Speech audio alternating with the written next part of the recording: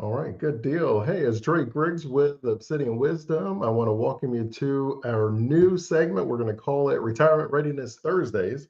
I actually spent a little bit of time trying to figure out what I could call it that started with a T for Thursday. And long story short, I couldn't think of anything. So I was like, let's just stick with what we know. What we know is people are interested in retirement readiness. So let's not try to be too creative. Let's just call it what it is. So we decided to call it Retirement Readiness Thursday. So I want to walk you into that. And what we'll do each Thursday, we'll go through a particular situation, a case study, and we'll change the names always to John and Jane Doe to kind of keep it nice and simple. And then we'll go through their case, how we can highlight some ways to improve their retirement plan, some things that they've already been doing, and then we'll leave the very end where we can just do a small Q&A, just any questions that you have. If you enjoy this, I use Right Capital. That's the program I use. You will go and I will share a link with you where you can go to obsidianwisdom.com/wealthy and you can get free access to this program. And on that note, let's go ahead and we will get started. Okay, so what you can see here is what's called the snapshot. This is like the main screen. Whenever you make a retirement plan for someone, we already know that there's going to be things that happen. And when you're really looking at the three things that we sort of want to check the boxes on to make sure someone can enjoy the retirement and have just the best time ever, one is we got to make sure we have a predictable income. We have to make sure that the money is right. But two, once you have the money right, what are you going to do with your time? Because you purchase all of your time. That's why sometimes we call retirement planning financial freedom.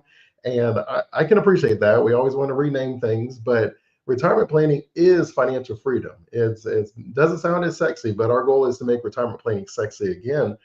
So you want to have your money right, predictable income, and that could be anything. And I'll show you there's seven streams of income that the IRS says they recognize, and the reason that we focus on generating at least three streams from everyone. And then two, you got to figure out what to do with your time. That's really what happiness comes from. I read this book called Happiness by Design, and they said that the two things that they notice over and over again that dictates whether someone is happy is how you spend your time, and that could be on things that bring you pleasure and things that bring you purpose. And if you spend your time on these things, then you're going to feel better about retirement. That is not as much about the money, it's what we do with our time. Who do we want to meet, the things that we want to do, the causes we want to support. If you have your retirement plan filled with these things, and I call it the beginning of happiness, and you will have a really good feeling about retirement. And I'll share some data with you on that as well. And then the third thing, of course, is we got to make sure that it's designed in a way that if something crazy happens, I'm still okay. Because we do know that things happen, that we can plan for the perfect scenario, and things don't always work out that way. We have things where we live longer than we expected. Taxes are higher than we thought. Social Security is less than we thought. Inflation is higher than we thought. We have different sicknesses and ailments that we go through. There's a lot of things that we have to consider when building a retirement plan. And so we'll go through a handful of these different situations for you. And so it's a great place to start where you see what we have as an 80% probability of success. And the reason we shoot for 80 is because we're basically saying in 1,000 scenarios, and I'll show you what some of those scenarios are, we're saying that 80% of the time we come out with money left. And we were talking about living 5 years longer. We're talking about the stock market going down 20%. There's a lot of scenarios that we test. And going for 100%, while that could be something that we could go for, I just find that generally speaking, if the stock market collapse 80%, then we have really big problems. And our retirement plan is not the biggest one of them. That there are some things that if it happens, then we have a lot more problems to deal with. And so that's why 80%, 70%, somewhere around there is normally going to be okay. We're in a good spot. And the cool thing is, if you have a retirement plan, you can always revisit it. You don't have to say, all right, I put my plan in place. 30 years goes by, I can't change anything. Of course you can. You could always change something. So that's where that comes from. And then when you look at the numbers, that's how we end up getting this range. And so that's one of the cool things that is different for our programs that we use with Right Capital, and the kind that maybe you can Google where it says retirement calculator. If you put in a retirement calculator, it's going to ask you how much money you have, how much you're going to save, and how long until you retire, and what your expected return is. And then it just calculates that out and says, all right, well, that means that you're going to be just fine. But the reality is things happen. The stock market does go up on average over the long term, but it doesn't go up every single year. That it is true that over the long term it goes up, but that doesn't mean every company that's ever been on the stock market still exists today. We know that many of them don't. So there are different things that happen throughout our retirement. And so when you take that into consideration, that's how we end up with basically a confidence interval. And without getting too wonky, all we're saying when you look at this number, we're saying, hey, what happens if our retirement plan is designed to live to 91? And we know that the average American would live closer to maybe like 75. And that's, women live longer than men and things like that. But let's just say we're shooting for 91. We're saying that there is a less than 5% chance that you will have that you'll have $0, right? Less than 5% of the time you have $0. And then we're saying that there's a less than 5% chance that you'll have $6.5 million. So one is saying that every single investment goes poorly. One is saying every single investment is a rock star. And so that's the less than 5% chance. We're somewhere in that 25 to 75% of the time, we're going to say we'll have somewhere between 243,000 and 2.8 million. So that's what we're saying when we look at that number, which then gives us the median of 1.3 million. We're saying that the majority of the time, you're going to have something. And we're going to say that roughly we should expect to have over $1 million left in this retirement account, even at 91. And we'll go through some of those. You have your balance sheet. So that's your net worth. Your net worth is always your assets minus your liabilities. And then that gives you your net worth. We have the current investment allocation. And we like to create what we call allocation models. So there's different studies. The studies will say that 90% of the time that you can, or not 90%, but the studies would say that the return that you get, 90% of the correlation, 90% of the results of the return you get is how you allocate the portfolio. And so we have different model portfolios that are tuned to generate a certain return over the long term. And so whether that is a 5% we're being conservative, or if we're going for 10% because we could be more aggressive, or anything in between, then we're able to say, all right, based on certain allocations, we're going to get a certain return. So their current allocation, they're about a 50-50 as far as invested in the equities versus bonds. And high level, that's probably a little bit too conservative. And then we'll go into that. I'll tell you what to look for. And you can see when you look at their tax allocation, taxes is always important to consider. I tell people all the time, there's basically three levers that we have. We have the ability to retire later. So we have time that we can pull that lever. We can cut expenses. We can pull that lever, or we can make more. And sometimes when we talk about cutting expenses, what we think of is, okay, I'm going to not eat out at restaurants. I mean, okay, you could do that. But what about taxes? Taxes is technically an expense that we pay out. If we're able to lower our taxes, could that be the difference in whether our retirement plan is successful or not? And so we normally will say, all right, well, then let's at least take a look at our tax allocation. And you can see what they have is what a lot of people have. Most of the time you have your money in tax deferred accounts. And the reason we have that is because most of us are putting the money into our employer 401k plan. You could have a 403b or something like that, but for the most part, we're putting our money in tax deferred, which is great if we want a tax deduction today. The money also grows tax deferred, and then we take the money out. But when we take the money out, it's taxed as normal income. And so do we want all of our retirement income taxed at normal income when we retire? And for different people, the answer is yes. And for different people, the answer is no. One of the first questions I would ask you is, hey, do you think you'll have a smaller or higher income in the future versus now? Because that's going to be question number one. If you think you will have more money later, then you probably should take the income tax now because you're going to be in a lower tax bracket. If you think you're going to have less money later, so you're going to retire, you're going to basically kind of chill out on the back porch and read a book, live a very simple life. Okay, well, if you're going to do that, then maybe deferring the taxes in the future is a great idea, where you can defer how much you would pay. And the reason it's important to always think about that is because it's not as much of a slam dunk as it used to be. There was a time in the 80s when this was created where that was always, the answer was always yes, because about upwards of 90% of income would have been taxed in the 1980s. That's why they created the 401k, to help people defer all those taxes. But as you and I both know, we are currently in historical lows as far as taxes. The highest is 37%.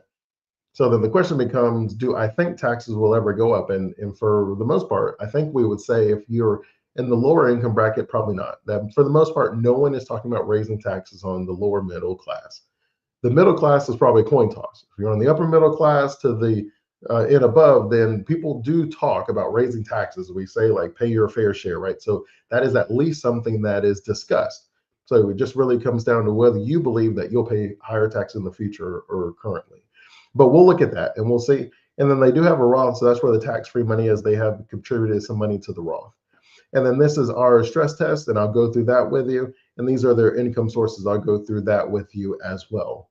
So as far as the profile, I'll go over this really quickly with you, because the first thing that you want to do anytime you have a retirement is we always discuss what would your perfect retirement look like. Now, for me personally, I would encourage you to go for a list of 50 things that you would love to do, places you want to go, things you want to learn, places you want to eat, people you want to meet, autographs, events, concerts, things with family, and anything that has to do with a cause that you believe in. It could be donating your time, it could be donating your money, it could be donating your assets, anything like that. Just whatever you have on the list. We want to list everything. And then we'll put a dollar amount on it, which kind of throws people off, but everything does have a price. And then we'll say, all right, let's put a plan together. How many things are we going to do in 1 year, 3 years, 5 years, 10 plus years? And then we will decide how much that costs and put the plan together. So this one, we started off nice and simple. There wasn't a whole lot on the list in the beginning. And so I added some to help them out, but they definitely said, we want to get a new car. So we added the new car in there. And then we'll say, hey, what year do you want to do that? And they would say, I'm thinking like 2035. I was like, cool, no problem. And they said, we want to have a joint vacation home. I was like, oh, that's nice. Yeah, can I come too? And it was like at the cabin on the mountains. And I was like, all right, how much do we think that home will cost? And so we'll say, I think it's about $250,000 now. And then when you put the year in, and then I will add the appreciation. And all that does is it basically does the present value calculation. So it's like, hey, if it's $250,000 now, but it goes up by 3% every year over the next 3 years, what would that amount be? And so that's what's going to show up on their plan. And then we would have whatever our down payment is, or we're paying it off completely. They wanted to be able to afford a wedding, and they wanted to pay for someone's wedding, and it was like $20,000. I was like, cool. Their retirement lifestyle was going to be $4,000 a month, and then they're wanting to retire at 65. And then we generally add your healthcare expenses with the national average. If you are very confident, you're like, no, mine's higher than that, or I'm positive mine's lower than that, then we can always change it. We have the ability to adjust it based on a detailed estimate where we place the amounts in there, or we can do it based on a customized amount where I just write the amount that you believe it would be. But for the most part, we normally just leave the national average. It's normally a good place to start. Just as far as retirement planning, healthcare expenses, I believe there's a Fidelity study that said about 150,000 of it would be for a single individual over the life of their retirement, and about 350, 400,000 is what a married couple can expect to spend in healthcare expenses over the life of their retirement. And it was everything from doctor visits to co-pays to their deductible to your annual premiums for Medicare and plus the Part D. So it had a little bit of everything in there, and that's what the national average ended up being. And then they said they wanted to go on vacation. They said that'd be roughly about $2,000 every single year when they did it, and they would want to go every 3 years. I was like, all right, so we got our retirement. And then from there, my general recommendation for you is, if you want to make sure you stay happy in retirement, every time that you check something off your list, always add something else back on. I remember listening to Jim Rome, and he always would say that he would always add things back onto his list. And I'm someone that agrees in that too, that if you have a purpose and a focus, that it increases the likelihood that you'll be fulfilled in retirement. Then because it's so much change, we're changing our identity, right? Our kids are grown. Our identity when we talk to people might have been our profession. It was like, hey, what do you do? And then when you're retired, it's like, okay, like, what do I do? What do I tell people? And so it's something that I believe we start restructuring and creating that identity, and it will help you out. So when you look at the overall expenses, I already told you we had that there. In savings, we contribute about 12.5% to the 401k, 12% for Jane's. There was nothing in a taxable account. Everything was in the pre-tax, which is what you saw. And then you can see that they had the Roth that we contributed 5,000 each of them into a Roth and 3,000 into the HSA account. And so the health savings account is one of my favorite accounts. If you do have a high deductible plan at your employer, you have access to a health savings account, and it's your triple tax benefit. You have the ability to put the money in tax deductible. The money grows tax deferred, and the money comes out tax free as long as you spend it on healthcare expenses, which we'll all have in retirement. So I do like that account a lot. That's definitely something that I would encourage you to be able to do. And so they had that, so that was good. For their income, so John, I believe he's an attorney. No, he was an accountant. makes 80,000 a year. Jan was a teacher, she makes $50,000 a year, and then their Social Security is estimated. As you get closer to retirement, we can go on the Social Security website and add the exact amount in there. When we looked at their net worth, so they basically, we had the loans, we had our mortgage, we had the automobile, the investment accounts, those are set up. And then the bank account where the money is at, that's set as well. So then that gives you the information that then is fed into this plan. And when you look at the second aspect, so we're talking about the first aspect, which is, hey, what are my values? How do I want to spend my time? What will bring me fulfillment? Because that's something that's very important in retirement. It also helps you with that transition too. The second thing that we normally want to take a look at is going to be what we call the stress test. And all the stress test is it's basically saying, and I'm going to see if I can get this to open. And all the stress test is it's basically saying, hey, what is our chance of success if certain things happen?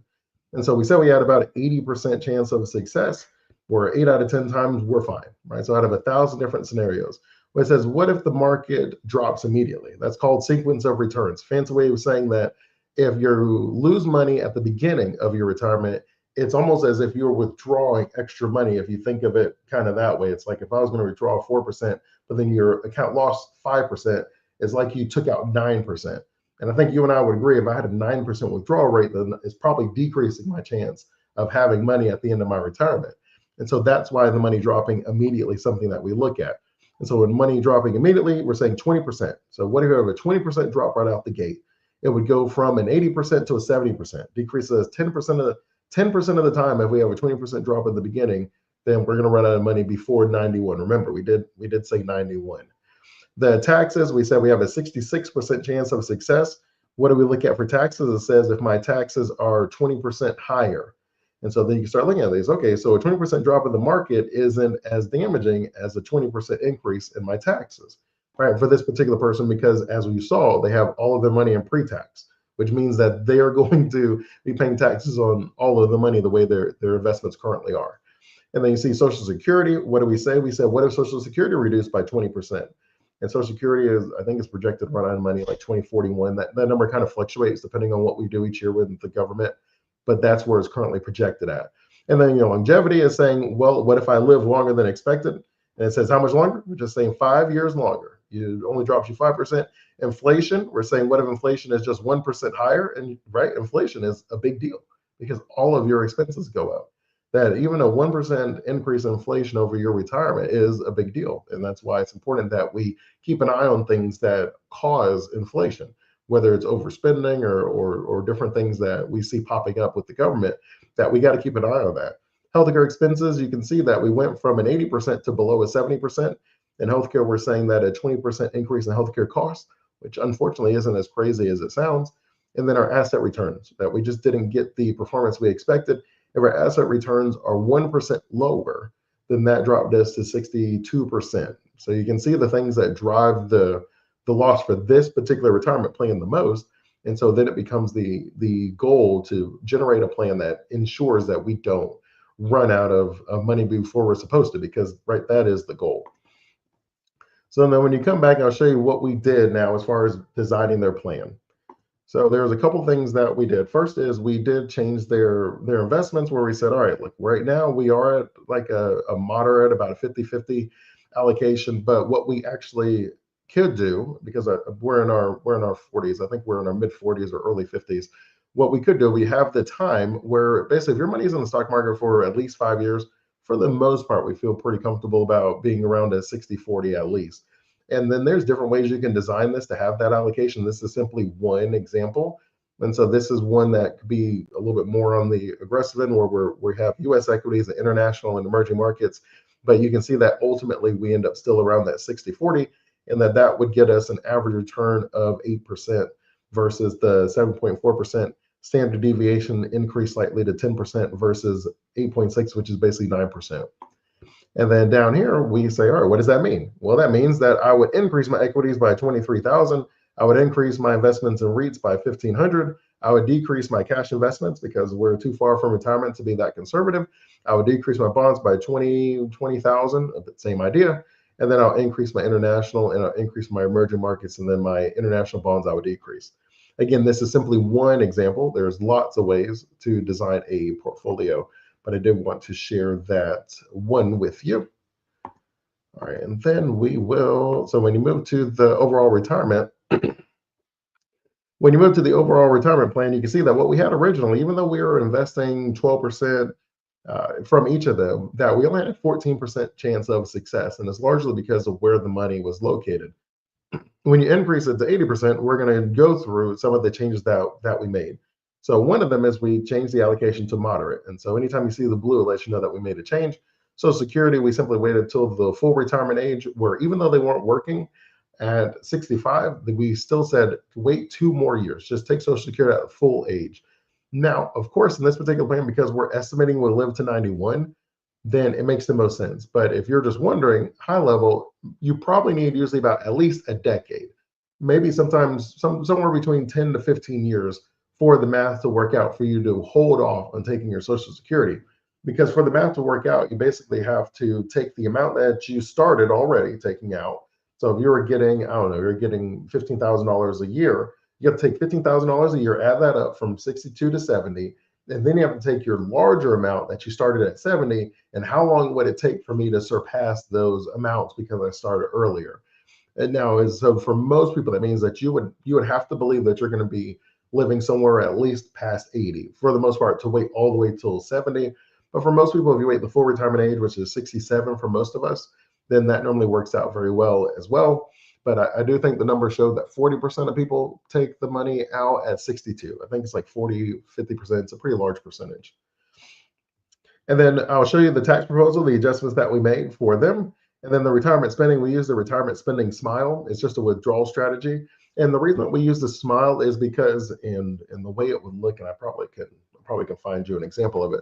But the way the retirement spending smile, the reason that a lot of times we end up using that is because for most of us, we end up retiring and then we spend a lot of money, right? At the very top of the smile. And then somewhere along the way, we're kind of done sleeping at the airports, we're done having our trips canceled, we're kind of ready to just chill out just for a little bit. So then that decreases what your spending is, right? The lower part of the smile. And then as we get further into our retirement, we end up spending a little bit more on healthcare expenses. And then so that ends up closing the last portion of the smile where now we increase it again. And so that's what the retirement spending smile is. And that does work for most people because most of the time that's exactly how our spending habits are, that we have something very similar to a retirement spending smile over the life of our retirement. And then we had the property that they want to get in 2028. Looking through the numbers, it ended up being where we had to make one of two choices. And for each of us, you either can say, all right, how about we retire 1 year later? If we retire 1 year later, then great, we can get that second vacation home in 2028. But if you want to retire at the same time that you mentioned at 65, then we're going to have to wait 2 years on the vacation home, that second home. But it's your choice, right? We either, like I said, we have three levers. We have the time that we wait to retire, we have the expenses, and how much we generate as far as income. But let me show you what that would look like just working one additional year real quick. And so you can see that each of them working one additional year would increase their portfolio by an additional $1 million and increase the probability of success to 94%. And you're sitting there saying, well, Dre, how could 1 year cause that much of a benefit? And I'm glad you asked. The reason it does is because for each of us, there's a few things that are happening. One is if I start withdrawing the money, then there's money coming out of my investment account. I'm also not putting any more money in the investment account. And then so I'm already spending out of it and I'm not putting anything in, right? Those are two levers that are being changed when I retire. But if I wait to retire even 1 more year, what you're able to do now is you're able to invest another year. And that's one less year of you taking money out of your investment accounts. And so as a result, that ends up exponentially increasing the results that you get. Now, that's definitely a case by case. You have to love your job, you have good health, and a lot of different factors you need to consider. But it's simply saying that that is always something that you could consider. Now, as you already saw and mentioned for them, they said, look, Dre, we don't want to do another year. So we said, okay, if you don't want to work another year, then let's go ahead and buy the vacation home 2 years later. And then let's start increasing the investments that we have in our taxable accounts. And so I said, let's start increasing what we put in our taxable accounts. And they were like, okay. And the reason we did that is because I already told you and what I told them. If all of our money is going to be in a pre-tax account, that means all of our money is going to be taxed as normal income when we retire. But if I start having some money that I take the taxes on today and I put it in a taxable account where it's just invested in the stock market and different things like that, well, now when I receive that money in retirement, if it's been invested for at least a year and a day, now that's capital gains, which is a much more favorable tax rate. It's about half of what most people's normal taxes are. And so I said, okay, the goal is to have the most income that we can have in retirement. That would be the approach that we would take. So then we have the Social Security, we have the investments, and then we have the Roth account. So you have the tax-free money. I believe that that's going to get you the results that you want. And they're like, all right, well, that makes a lot of sense. So I see how that could, how that could work for me. So that's where we agreed on to go with that. And so then that is their plan and the changes that we made. Now let me show you from the tax perspective why that ended up increasing it so much. All right, now at the end, of course, I'll answer any questions that you all have. So if you do have any questions, feel free to leave them in the comments, and hopefully I'll see them. If not, because it's the first video, I'll make another video where I answer them, or I'll do a better job of keeping track next time. So what we can see here from an estimate of our taxes, we're saying, okay, we're still working. One of us retires, both of us retires. And then as a result, we're not paying the FICA and the different FICA tax anymore, and we're just going to pay whatever the tax rate is. If all the money is in a pre-tax account, then we have to pay that. And then you'll see that we start spiking somewhere usually around like 70. And the reason that is because, do you want to take a guess? Because they're required minimum distributions. So when you have all your money in a pre-tax account, Uncle Sam says, I've been waiting a very long time to get my tax revenue. And sometimes that means that we have to take out more money, even if we have no intention of spending it, because you either can take it out or pay a 25% tax on the money that you should have taken out. So for most of us, we take the money out. Now, there are a variety of strategies that you can use to limit that. But it is important to know that if all your money is in a pre-tax account, you are going to have to pay, or you're going to have to at least take the money out in required minimum distribution amounts. And so that's what we ended up dealing with there. It caused the increase. And then we started spending those accounts down, and then we're able to kind of work through that. And then we always add basically the long-term care. So the way I think of it, and you hear me say it all the time, 7 out of 10 people 65 and older will have at least one long-term care episode. And what that ultimately means is, if long-term care on average, if you have a home health aide or you go into assisted living facility or a nursing home or something like that, well, that's going to be on average about $40,000 a year. And so even if we don't believe, right, I'm healthy, I walk, I eat right, fruits and vegetables, straight and narrow drain, I like to just add it on the last 2 years. Now, let's just say the last 2 years we do have some health things that we have to address. Are we able to do that? And so that's what you see that last spike is, those last 2 years. And so then ultimately what we ended up deciding to do for them is the proposed strategy. We're actually able to generate $707,000 more in their tax adjusted assets. And you're going to say, all right, Dre, what was the change that you made to be able to generate them more money? And they paid about $100,000 less in taxes. Again, that's one of our levers. We put more money in their pocket. They were able to then technically decrease their expenses, and it worked out really well for them. So then ultimately that means that we had about $300,000 less withdrawals from our tax deferred accounts. We're able to leave it in there. It's ultimately up to you what you end up deciding as far as your legacy plan. But the big thing that we changed is, so the first one is pro rata. And pro rata is a very fancy way of saying, I'm going to take even numbers out of all of my accounts because, right, it's not a big deal. And that's obviously an option. What we ended up changing, and it can vary for everyone, it depends where your assets are to know what withdrawal strategy makes the most sense from a tax perspective. For them, because they didn't have as much set in the taxable accounts, because we started that a little bit later, and they did have the tax-free account, which wasn't quite that large, the thought was, for this particular situation, if we're able to get rid of their taxable accounts and their tax-free accounts, then all they'll have is their tax-deferred accounts. So even if they have those RMDs that are kind of large, we've already gotten rid of all the other accounts, so you don't have to think about it as much. But that's not something that we would do for everyone as far as just the allocation of the accounts. And then we ultimately, actually, I misspoke. So actually what you often do is you take your tax-free accounts last. Sorry about that. You do normally the tax deferred and then the taxable accounts, you do those two first so that your money that's tax-free keeps growing, so that in the end of your retirement, all you have is tax-free money. And that's what we kind of all want. We want Uncle Sam to leave us alone. And so that's what we were able to do for this particular one. And then we did not do any Roth conversions. It did not make sense for them in their particular plan. but this is where we normally would look at doing Roth conversions, and then we will make those adjustments. High level, the idea of a Roth conversion is if I have RMDs later in my retirement life, or 73, I'm going to have these. The thought is, what if I'm able to, instead of at the end having Social Security, maybe a pension, and my income streams from my required minimum distribution, instead of me having all three at the end of my retirement, all required to come out, there's no way I can turn any of them off. What if I'm able to start taking some money out of my tax deferred account, my 401k, and I pay the taxes whenever I have low tax years leading up to 73, and then I move it into a tax-free Roth account. So that's what a Roth conversion is. That's what a backdoor Roth is, if you ever heard those phrases. And it works normally pretty well. If you have $100,000 in taxes that are sitting in your 401k, would you rather take $10,000 in taxes each year over 10 years? Would you rather take $100,000 in 1 year? And so that's the idea of a Roth conversion. That's why it ends up working pretty well for us. All right, so we do have one question. Let's see who that is. Oh, that's the missus. She's watching. So, Yams, she said, you talked about a super tax benefit of an HSA. Is there another account that functions similarly to an HSA and or has a similar tax benefit? That is a good question. Put me on the spot. The short answer is no, right? Short answer is no. You have accounts that normally have one function.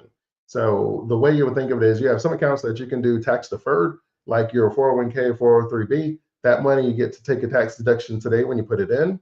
The money grows tax deferred. You're not paying taxes every single year that your account grows, but you 100% pay taxes when you take that money out. That money is going to be taxed when you take it out. And there's something that's called like a ticking time bomb. I forget the fancy term for it, but it's the idea that I leave it all in that account and then I pass it to my spouse and they have to pay taxes on it because I didn't pay any taxes on it. Or if you pass it on to your children, they only have 10 years and then they have to pay taxes on all of it within that certain time frame. So sometimes we even talk about that ticking time bomb. So no, there's no other account that's pre-tax that you can do that. Your tax-free account, your Roth account, while that money grows tax deferred and the money comes out tax-free, you put the money in from your taxable income. So you still have the tax deferred and the tax-free distribution from it, but you put the money in with your taxable income. You did not put the money in tax deferred. It was taxed, put in your bank account, and then you put the money inside of your Roth. And then I'm trying to think if there's really any other ones. And then no, and then the other ones like your regular invest in a business or real estate, the stock market in general, all of those are going to be taxable income money that you've already paid taxes on at least once.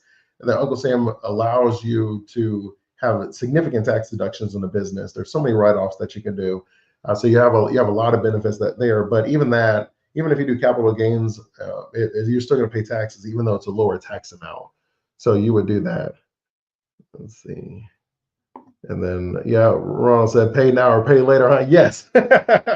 A true statement, my friend. Yes. Uncle Sam is not super generous when he says, look, I'm going to get my tax money at some point. And in fact, that's the only reason that the backdoor Roth is even an option. Because when you look at the Roth, there are contribution limits. A very fancy way of saying you have to be making below a certain amount to be able to have this tax-free income. And then in, I think, 2008, 2009, the government was doing the TARP and all that stuff. And they said, how are we going to generate more tax revenue, gentlemen and ladies? I use gentlemen in the generic term. And they said, how about we allow the wealthiest amongst us to take money out of their 401ks and they can pay taxes on it today and put it in a tax-free Roth account, i.e. the backdoor Roth. And they thought about it and they said, yeah, you know what? That would generate a lot of money today. And then they won't have to pay taxes later, but we want the tax revenue today. And so that's exactly what they did. So Uncle Sam is 100% interested in making sure he gets the money one way or another. And so excellent question or point, Ron. Good to see you as well, my friend. All right, so with this particular one, we took the taxable money out first, then you took the tax deferred second, and then we left with the tax free third. And so that was able to generate them, as you see, additional $700,000 in their taxable income, $100,000 less in taxes, and then they were able to withdraw $300,000 less because they didn't have to take out more, right? Your money's working more efficiently. The way you would think of it is if I had to take out $100, but Uncle Sam takes 30 of it, well, then I got to take out more than that if I need $100. But if I could take out $100 and Uncle Sam takes 0 of it, well, then that means that I don't have to take out as much money. And that's what that third column is. You don't have to take out as much money if you're able to do that. And so that's what ended up working for this particular situation. As far as insurance, they were great on that. They still had their term insurance, they had the assets as well, so we didn't have to really worry about that. High level for most of you, you want to have insurance that probably brings you to either your retirement. So we talk about risk protection, disability insurance probably bring you up to retirement, because I had a client. He wasn't really a client, but it was someone that I had discussed with and I talked to regularly, but we didn't end up doing anything. But he ended up having some sort of a like a stroke, or there was something that happened with his brain or something. He was an engineer. He was making a lot of money, and he wasn't able to do that work anymore. He could work, but he couldn't do that work. And it was a significant pay cut, but he had another 10 years or 5 years until retirement. And so sometimes we're thinking, okay, I need life insurance because I don't, what happens if I die too soon? But we don't always think about what happens if I live too long, right? And so there could be a variety of things that could be draining from a health perspective. That so you want to be thinking about disability insurance. You definitely want to think about life insurance depending on your age and your assets and things like that. I've seen it where life insurance is used for solely to be a liquid asset for when you pass it on to the next generation, because you don't want them to have to sell some of the assets to pay the taxes when the assets pass along. So there's definitely a lot of things to consider. And then I've already shown you a lot of those stress testing environments where you have your money invested in a certain way for certain environments. There are asset classes that perform better in recessions, and you're going to have at least one recession in your retirement. On average, it's one every 10 years. So you have to be thinking about these things. What am I going to do with my investments? How am I going to design my investments to make sure I'm okay when that happens? And so then you can also look at long-term care. It's about $150,000, $200,000 over the life of your retirement, because it's about 50,000 a year and it's about 3 years on average. That's the over the life. Not saying it's 3 years in a row, but just over the life of your retirement is about 3 years that you'll end up having to pay for something, physical therapy here, some assistance there, someone to visit you, just different things will happen. Not that it happens for the whole time, but I think we've all just done things where we've been injured and we needed some help. And so we want to make sure that we have that stuff covered as well. And so when you look at that, when you take all the three pieces together, right, high level, that's generally what gives someone a fulfilling retirement experience. They have fulfillment and joy and how they spend their time, and whether it's on purpose or pleasure. They normally have a future-proof plan of some kind where we go through a variety of risks and we make sure that we have a plan in place for them. And then we went through the stress test where it lists a handful of those risks for you. So it's just always something to be able to take a look at. And so everything from the stock market going down to inflation up, social security down, all these different things. How am I performing in these different environments?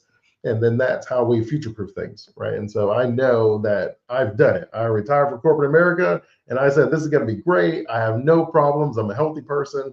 And then I had to rupture my patella tendon, my kneecap ripped right off. And I had to have a surgery. And then I had caught malaria when I went to Nigeria, which was crazy, right? I know. And I didn't have health insurance. And I figured out how to pay these different expenses. And so we're planning for the best case scenario, then we're probably just wishing, because something's going to happen. Right? Just something's going to happen. So just at least plan for a handful of them, like what are our contingency plans? And then that's how we feel comfortable about our retirement plan in the future. And then the third one, of course, is we need a predictable income stream. And 65% of self-made millionaires have at least 3 streams of income.